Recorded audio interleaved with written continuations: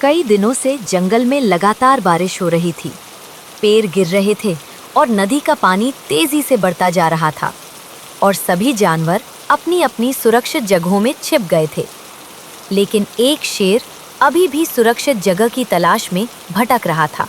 मैंने पूरा जंगल छान मारा, लेकिन कहीं भी सूखी जमीन नहीं है।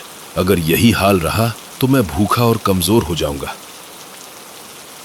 शेर धीरे धीरे एक ऊंचे इलाके की तरफ बढ़ रहा था।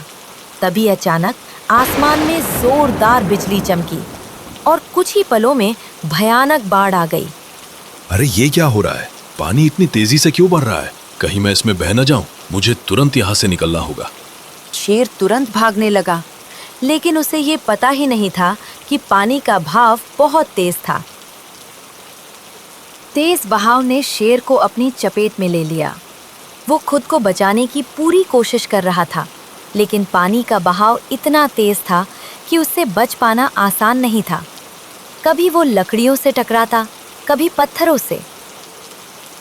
अब शेर बहुत घबरा गया था, क्योंकि उसने पहले कभी ऐसी खतरनाक स्थिति का सामना नहीं किया था।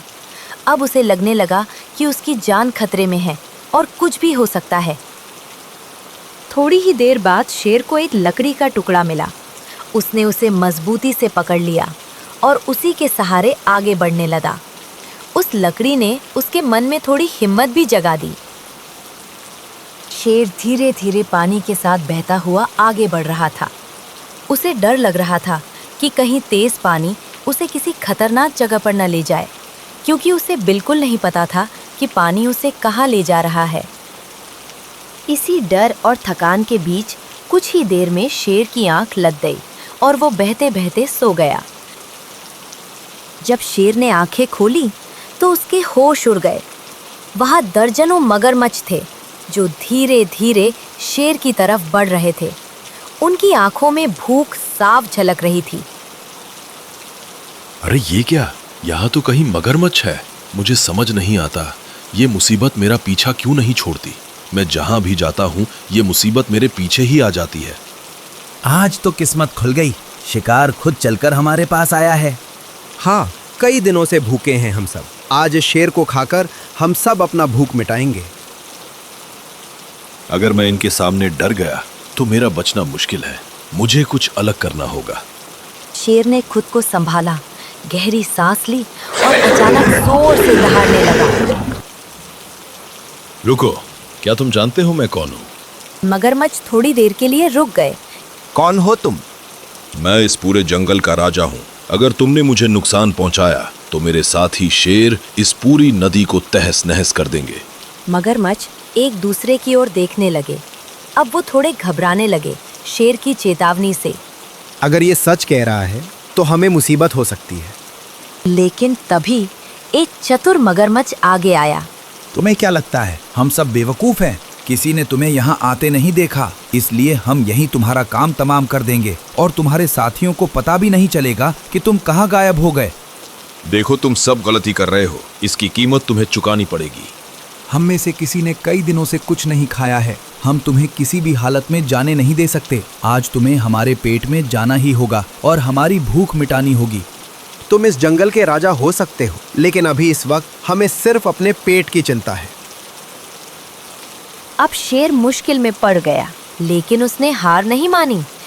देखो, मैं तुम सबको एक सलाह देना चाहता हूँ। तुम लोग बहुत ज्यादा हो। अगर तुम सब मिलकर भी मुझे खा जाओगे तब भी किसी एक का भी पेट नहीं भरेगा, क्योंकि मैं अकेला इतने लोगों की भूख नहीं मिटा सकता। तुम कहना क्या चाहते हो? क्या हम तुम्हें छोड़ दें? नहीं, मेरा वो मतलब नहीं था। अब मेरे बचने की कोई उम्मीद नहीं है। मुझे पता है कि तुम सब मुझे मार कर खा जाओगे, इसलिए मरने से पहले मैं तुम्हें एक छोटी सी सलाह देना चाहता हूँ। ठीक है, क्या कहना चाहते हो?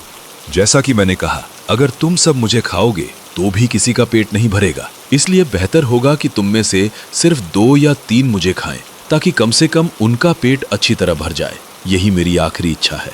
तो तुम में से जो भी सबसे ज्यादा काबिल हो वही मुझे खाए। सच कहूँ तो तुम्हारी बात में दम है। सिर्फ काबिल लोगों को ही तुम्हें खाने का हक है। तुम ये क्या कह रहे हो? और बाकी हम कहाँ जाएं? हम भी तो भूखे हैं। बेहतर होगा कि हम सब मिलकर इसे बांट कर खाएं। नहीं, ऐसा नहीं हो सकता। शेर ने जो कहा वह बिल्कुल सही है।